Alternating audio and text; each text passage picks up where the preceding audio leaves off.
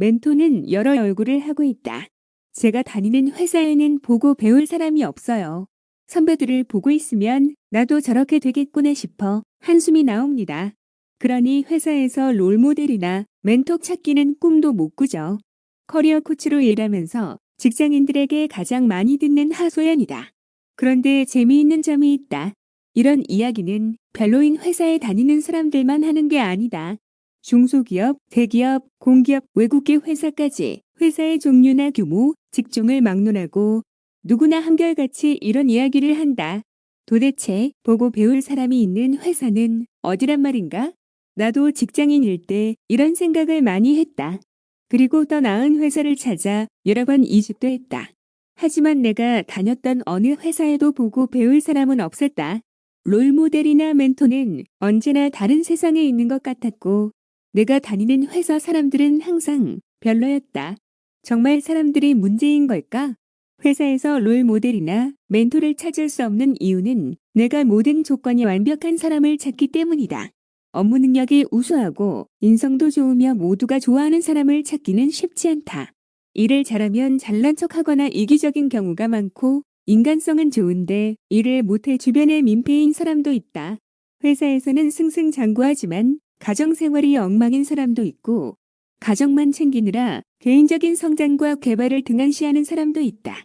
아주 운이 좋게 여러 면에서 존경할 만한 사람이라고 생각해 다가갔다가 겪어보니 실망스러운 경우도 많다. 그렇다면 멘토는 어떻게 찾아야 할까? 모든 것이 완벽한 한 명의 멘토가 아니라 여러 명의 멘토를 두고 각자에게서 배울 점을 찾으면 된다. 나 역시 이렇게 생각을 바꾸니 배울 게 없는 사람은 없었다. 돌아보니 내가 배울 점이 없다고 버린 회사에도 훌륭한 이들이 많았다. 첫 직장 사장은 필드 엔지니어로 출발해 수백억의 주식 부자가 된 사람이었다. 성격이 괴팍하고 자신 이외에 직원들은 다 놀고 있다고 생각하는 못 말리는 편집증 환자였지만 일에 대한 열정 하나는 대단했다. 회사에서 먹고 자며 연구열을 불태우고 안 되는 영어로 외국 바이어를 설득하려 애쓰는 모습을 보면서 저래서 성공했구나 싶었다. 그는 직원들에게 거침없는 쓴소리를 하는 사람이었지만 실력이 있다면 내 편 가리지 않고 공평하게 등용하고 기회를 줬다. 멘토가 없는 또 하나의 이유는 두 눈을 크게 뜨고 멘토를 찾는 간절한 노력을 하지 않기 때문이다. 회사 내 선배나 직속 상사에게 멘토 인터뷰를 부탁할 때가 있는데 그런 과정에서 전에는 절대 멘토로 생각하지 않던 사람이 멘토가 되기도 한다. 회사의 자원이 부족한 상황에서 일하면서 자신이 해결책을 제시해야 한다는 것에 큰 부담감을 가졌다. 이런 상황에서 상사가 자신에게 명확한 방향을 제시하지 않는 것이 큰 불만이었다. 그런데 상사에게 이런 고민을 털어놓자 다음과 같은 답변을 들었다. 어려운 환경이란 것을 나도 잘 알아요. 내가 당신에게 바라는 건 완벽한 해결책이 아니라 당신의 지식과 경험, 네트워크를 최대한 활용한 최선의 해결책이에요. 그것이 옳건 그르건 자신감을 가지고 이야기하세요. 책임은 내가 지니까. 선배들의 조언은 다음과 같았다. 첫째, 여자라고 미리 선을 긋지 마라. 여자임에도 할 수 있는 일이 많다.